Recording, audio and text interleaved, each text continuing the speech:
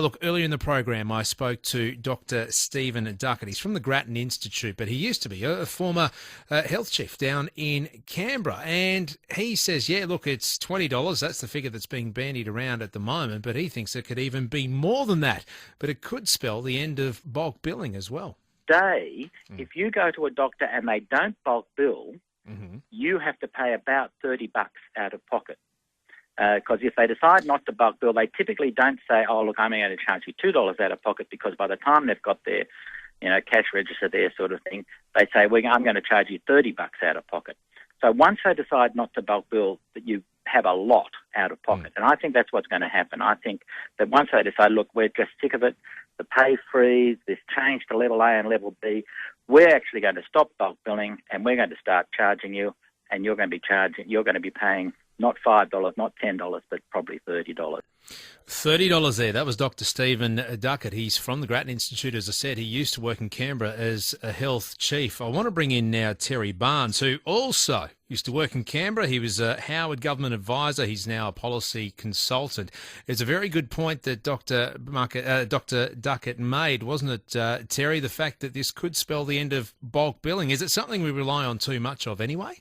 Well, yes, Ben, good evening. I think bulk billing won't disappear if this comes through and happens. I think what will happen is that perhaps for the healthier and more affluent members of the community, that fair billing rather than bulk billing will become the order of the day, where we do make a reasonable but modest contribution to going to the GP. But I think to actually put a figure on it like $30 is a bit of a beat up and a scare, to be honest with you.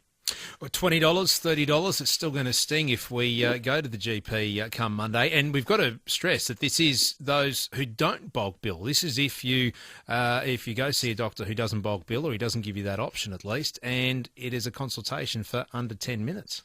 Well, that's right. Well, what happens at the moment is that many doctors charge a recommended rate set by the Australian Medical Association. And for a level A under 10-minute consultation at the moment, I understand it's about $37. So that would be for $16.95, so basically $20 more. But a lot of people already do that. For the next level of consultation, the level B consultation, which is where most people actually have their 10 to 15 minutes with the doctor, Medicare gives you back that $37, and the AMA fee is actually another $35 on top of that. So it's a bit rich, I think, when the critics of this measure basically sort of try and create a scare, knowing that this already happens. But I think the other thing it's worth mentioning is that what the government's trying to do here is actually put the kibosh on 6-minute medicine in the sense of the current level B rebate, and I'm sorry to get a bit complicated for the listeners, is basically untime limited at the bottom end. So it's up to 20 minutes. What the government is saying was we'll make it 10 to 20 minutes. And that anything else that's shorter than that will be given the $16 rebate for level A consultation. That includes for things such as just reviewing your progress if you've had an episode of illness or injury, checking your dressings, as your caller said, or your emailer said, getting prescriptions and referrals renewed, and immunisations. So very quick and easy and straightforward. And if you need a longer consultation, the doctor is perfectly entitled to actually go for a level B. So if you need 10 to 20 minutes or even more, that's not going to be stopped as a result of this measure. And that's the thing. That's the majority of it. It's the point I was trying to make earlier in the program, the fact that this does trying to get rid of the churn and burn medicine, the sausage machine medicine, I think as Tony Abbott described it earlier last month. That's the whole idea. But you know what? It's only a quarter of the population that this affects, that those are going for 10 minutes or less, according to the stats. I mean, is this much ado about nothing? I think basically it is. It's about what the government is trying to do is improve the quality of going to the GP, as well as deal with the quantity of numbers of services that are billed to Medicare. And it wants to focus on encouraging GPs to actually spend time with their patients. And is that really such a bad thing? But the other thing about all of this, that those GP practices and, if you like, those corporate medical services, medical centre services that many people go and see, they actually thrive. Their business model depends on getting as many patients through as possible. So if they're able to charge $37 for a 5-minute visit, they've been doing rather well. And if this actually puts the kibosh on some of those practices, I think that's good all round.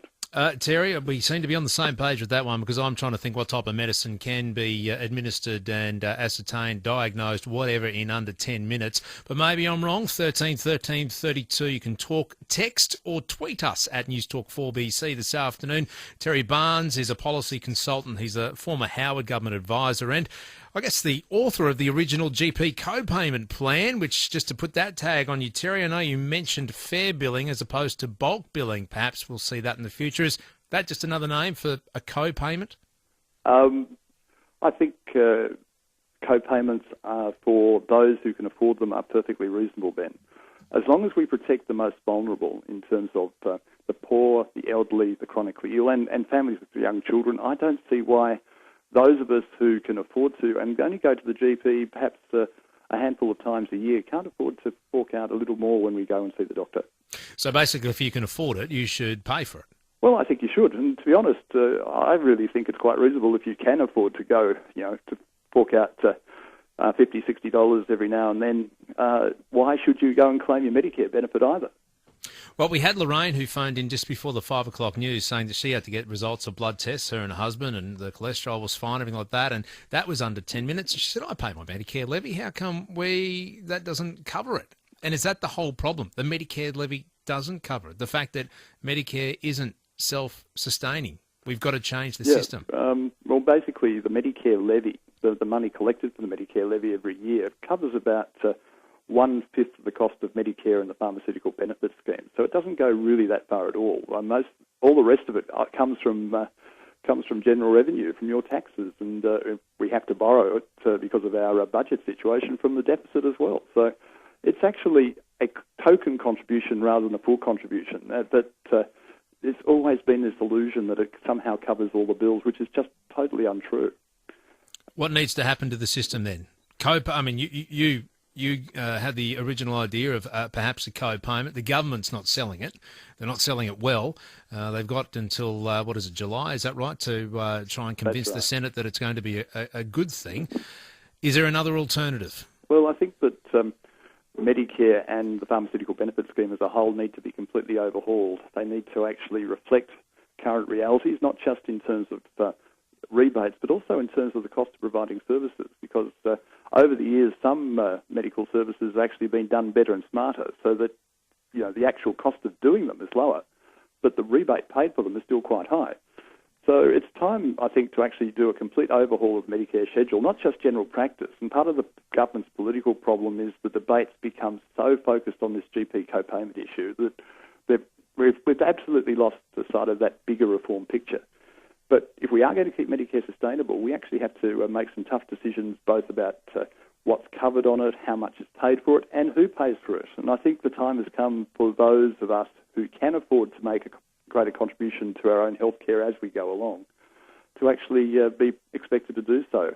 The government hasn't sold that message very well, but we can't duck the question any longer. How would you sell it?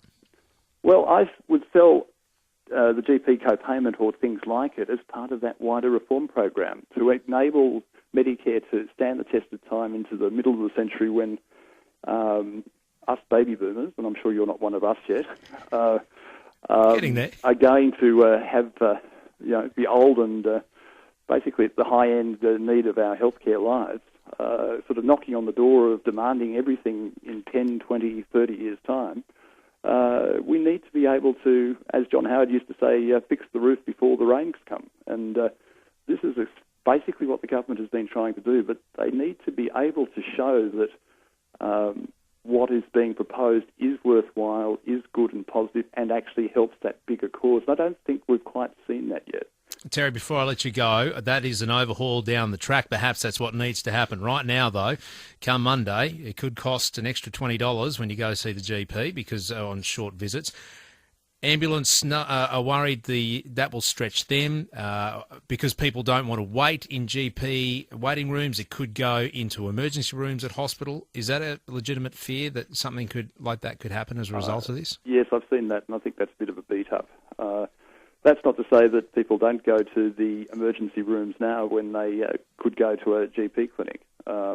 And there are incentives, I think, to encourage people to go to the GP, particularly after hours. And to be quite honest, state governments, including, I think, Queensland, have picked up on that and basically are quite happy to host co-located GP clinics in public hospitals next to emergency departments so that they actually can channel people in that direction. So there's a bit of what they call cost shifting going in both directions, I reckon. Buck passing, that's what we love. Terry, appreciate your time this afternoon and awaiting us through this. An overhaul to the Medicare system is something that Terry Barnes, who was a former Howard policy advisor, is now a consultant on policy, is suggesting become Monday, it is going to cost you a little bit more to go to the GP, $20 more, in fact, for a short visit.